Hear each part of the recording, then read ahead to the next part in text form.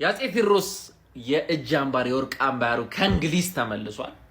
የወርቅ የፀጉር ዘለላውም ቢሆን ያህል መሰለኝ ባለፈውም ተመልሶ ነበር። ጥሩ ነው፣ በጣም ደስ የሚል ስራ ነው።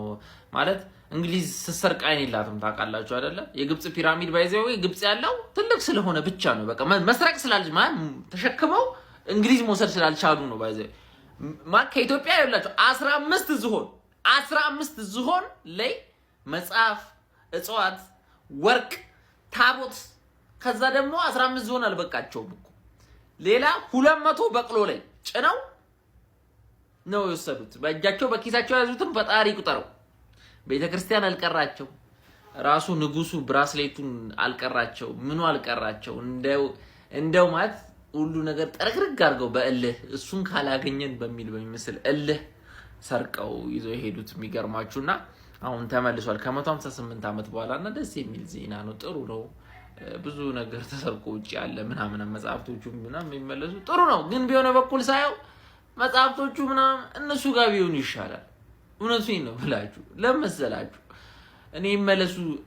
አትሊስት እነሱ ተመራምረው ማለት ነው የአያቶቻችንን ስራ መድኃኒት ቀመመው ቢያንስ ሰው ይተርፍበታል። እኛ ጋር ቢመጣ ምንም አዋራ ነው የሚጠጣው። ሙዚየም ነው ግፋ ቢል አይደል ተሳሳትኩኝ።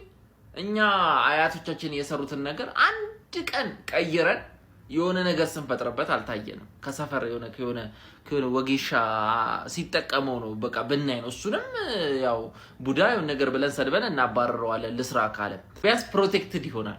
የሆነ ብሔርና የሆነ ጦርነት ሲነሳ ቤተክርስቲያን ውስጥ አብሮ ተደርምሶ በድሽቃ ተመቶ አይጠፋም። አትሊስት እነሱ ጋር ሲሆን ወደ ኢትዮጵያ ይንጡልን ምናምን ይመለሱልን አባቶቻችን አያቶቻችን ሲባል እናደዳለሁ። እዚህ ያለው ስንት አለ አንዴ በየቤተክርስቲያኑ በየመስጊዱ የሆነ ጉራንጉር ውስጥ የሆነ ዋሻ ውስጥ ምናምን ምን አድርገነው እናውቃለን? ምን ግፋ ካለ እኮ ከተከበረ እኮ በመስታወት ተከቦ ሙዚየም ውስጥ ቢገባ እኮ ነው የመጨረሻ ማክሲም። መጽሐፍ በመስታወት አጥረክ ታስቀምጣለህ።